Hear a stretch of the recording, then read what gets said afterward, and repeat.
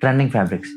మనకు తెలిసిన ఫ్యాబ్రిక్స్‌తో స్టార్ట్ చేయడం కన్నా కూడా, ఆ టైంకి ఏ ఫ్యాబ్రిక్స్ ట్రెండింగ్‌లో ఉన్నాయో, వాటిని మనం యూజ్ చేస్తే మన బిజినెస్ ఇంకా కొంచెం ముందుకెళ్తది. Hello guys! Welcome to my YouTube channel. ఈ మధ్య కాలంలో బాగా ఎక్కువగా వినిపిస్తున్న ఒక స్టార్టప్ ఐడియా వచ్చి క్లాతింగ్ బ్రాండ్. నేను నా క్లాతింగ్ బ్రాండ్ స్టార్ట్ చేద్దామని డిసైడ్ అయినప్పటి నుంచి 14 మంత్స్ గ్రౌండ్ వర్క్ జరిగింది. సో, నా ఐడియాని రియాలిటీలోకి తీసుకురావడానికి నాకు అంత టైం పట్టింది. సో, 30 డేస్, 40 డేస్‌లో అయ్యే పనులు కాదు ఇవి. సో, నేను ఈ వీడియో సిరీస్ ద్వారా నా బ్రాండ్‌ని బిల్డ్ చేస్తూ, అట్ ద సేమ్ టైమ్ ఆ ప్రాసెస్ మొత్తాన్ని మీకు చూపిస్తూ, మీకున్న డౌట్స్‌ని క్లారిఫై చేస్తాను. So, let's get into the video. A business అయినా స్టార్ట్ చేద్దామని డిసైడ్ అయినప్పుడు చాలామంది చేసే మిస్టేక్స్ ఇవి. కొంతమంది మనీ ఉన్నాయని స్టార్ట్ చేస్తారు. బట్ కొన్ని బిజినెస్‌లు మనం స్టార్ట్ చేయాలని డిసైడ్ అయినప్పుడు, కొన్ని పాయింట్స్‌ని మనం మైండ్‌లో పెట్టుకొని స్టార్ట్ చేయాలి. పాయింట్ నెంబర్ 1 వచ్చి సొల్యూషన్. మీరు మార్కెట్‌లో ఏ ప్రాబ్లమ్‌కి సొల్యూషన్ చూపించాలనుకుంటున్నారు? ఫర్ ఎగ్జాంపుల్, మ్యాక్సిమం ఇప్పటి వరకు ఉన్న ప్రతి బ్రాండ్ ఏదైనా సరే, నాట్ ఓన్లీ క్లాతింగ్, మొత్తం అన్నిటిలో చెప్తున్నా, జనాల ప్రాబ్లమ్స్‌కి సొల్యూషన్‌ని చూపించి, ఆ సొల్యూషన్‌ని అమ్మి మనీని జనరేట్ చేసుకుంటాయి. ఓకే. సో, మీరు ఏ ప్రాబ్లమ్‌కి సొల్యూషన్ చూపించాలనుకుంటున్నారనేది మీకు పక్కా తెలియాలి. సో, అది point number 1. Point number 2, target audience. ఈ పర్టిక్యులర్ పాయింట్ బట్టి చాలా ఫ్యాక్టర్స్ డిపెండ్ అవుతాయి. ఫర్ ఎగ్జాంపుల్, ప్రైస్ నుంచి డిజైన్స్ దాకా చాలా ఫ్యాక్టర్స్ డిపెండ్ అవుతాయి. ఇప్పుడు ఫర్ ఎగ్జాంపుల్, మీ ప్రొడక్ట్ అనేది ఒక మిడిల్ క్లాస్ వాళ్ళని టార్గెట్ చేస్తున్నారనుకోండి. మీరు ఒక షర్ట్ వచ్చి 2000 పెడితే మ్యాక్సిమం తీసుకునే వాళ్ళు చాలా తక్కువ మంది ఉంటారు. ఓకేనా? అట్ ద సేమ్ టైం మీరు ఒక లగ్జరీ బ్రాండ్ అనుకోండి. మీరు 2000లో పెట్టారనుకోండి. మ్యాక్సిమం దాన్ని ఎవరు కూడా లగ్జరీ కింద కన్సిడర్ చేయరు. సో, అంటే ప్రైస్, డిజైన్లు ఇవే కాకుండా ఇంకా చాలా డిపెండ్ అవుతాయి. సో, టార్గెట్ ఆడియన్స్ అనేది చాలా ఇంపార్టెంట్. వన్స్ మీకు ఈ 2 పాయింట్స్ స్ట్రైక్ అవుట్ అయిన తర్వాత నెక్స్ట్ మీరు చేయాల్సింది ట్రేడ్ మార్క్. ఎందుకంటే ట్రేడ్ మార్క్ అనేది స్టెప్ 2లోనే ఎందుకు తీసుకోవాలంటే, అది చాలా లెంతీ ప్రాసెస్. అది అనుకున్న వెంటనే చిటికలో అయ్యే పని కాదు. అరౌండ్ 6 to 8 మంత్స్ టైం పడుతుంది. అరౌండ్ 7,000 ఛార్జ్ అవుతుంది. And at the same time దానికి కొన్ని రూల్స్ అండ్ రెస్ట్రిక్షన్స్ చాలా ఉంటాయి. సో, అది మీరు స్టెప్ 2లోనే తీసుకుంటే, మీకు ఆ పర్టికులర్ ప్రాసెస్ జరుగుతున్నంత సేపట్లో మీరు చాలా గ్రౌండ్ వర్క్‌ని కంప్లీట్ చేసేసుకోవచ్చు. సో, ట్రేడ్ మార్క్ అనేది step 2. And at the same time trade mark తీసుకుంటున్నప్పుడు కొన్ని పాయింట్స్‌ని మనం మైండ్‌లో పెట్టుకోవాలి. పాయింట్ నెంబర్ 1 వచ్చి, మీ ట్రేడ్ మార్క్ ఏ క్లాస్‌లో ఉంది అనేది మనం తెలుసుకోవాలి. ఓకేనా? ట్రేడ్ మార్క్‌లు అనేవి క్లాసెస్ వైజ్ డివైడ్ అవుతాయి. ఫర్ ఎగ్జాంపుల్, క్లాతింగ్‌కి వచ్చేసరికి క్లాస్ 25. కొన్ని సర్వీసెస్ ఏం చెప్తాయంటే క్లాస్ 35లో కూడా తీసుకోవాలి అని చెప్తారు. బట్ అంత అవసరం లేదు. క్లాస్ 25 సరిపోద్ది. ఓకేనా?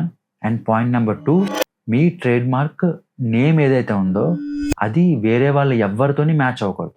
ఓకేనా? And point number 3, not only name, pronunciation కూడా మ్యాచ్ అవ్వకూడదు.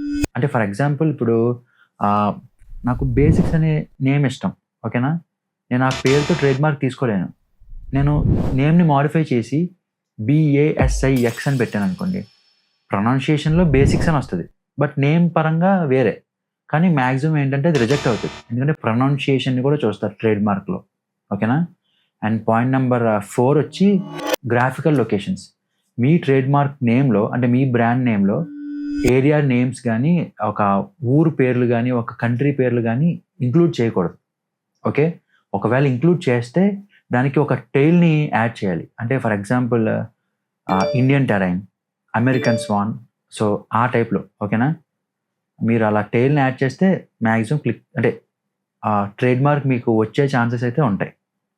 ఈ పర్టిక్యులర్ పాయింట్స్‌ని మీరు మైండ్‌లో పెట్టుకొని ట్రేడ్ మార్క్ తీసుకోవాలి. అండ్ నేనైతే ట్రేడ్ మార్క్ తీసుకోవడానికి యూజ్ చేసిన వెబ్‌సైట్స్ ఇవే. నేను వాటి లింక్స్ మీకు కింద డిస్క్రిప్షన్‌లో ఇస్తాను. అండ్ ట్రేడ్ మార్క్ మీరు చెక్ చేసుకోవడానికి కూడా వెబ్‌సైట్ లింక్ నేను మీకు డిస్క్రిప్షన్‌లో ఇస్తాను. మనం ఏదైనా ఒక బిజినెస్ స్టార్ట్ చేద్దామని డిసైడ్ అవ్వగానే ఫస్ట్ మనం ఏం చేస్తాం? ఫర్ ఎగ్జాంపుల్, క్లాతింగ్ బ్రాండే తీసుకుందాం. డైరెక్ట్‌గా కంప్యూటర్ ఆన్ చేసి, యూట్యూబ్ గానీ, ఇండియా మార్ట్ గానీ ఓపెన్ చేసి, డైరెక్ట్‌గా సెల్లర్స్‌ని ఫైండ్ అవుట్ చేసి, వాళ్ళకి వెంటనే కాల్ చేసేసి, Hello, RR Tradings Tirupur. Hello madam. Actually, I want some shirting fabrics, madam. Do you have any samples? Can you please tell me?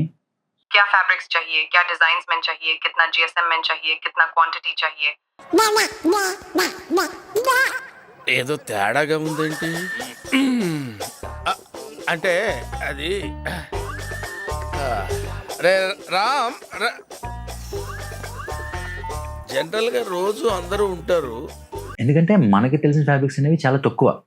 For example cotton, silk, polyester, linen, Lycra అంటే ఈ మధ్య కాలంలో.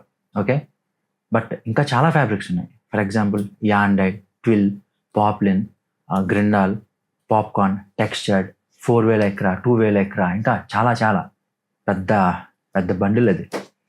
So మనకి ఒక clothing brand, ఒక clothing business start చేద్దాం అనుకున్నప్పుడు పర్టికులర్గా ఫ్యాబ్రిక్స్ గురించి తెలుసుకోవాలి.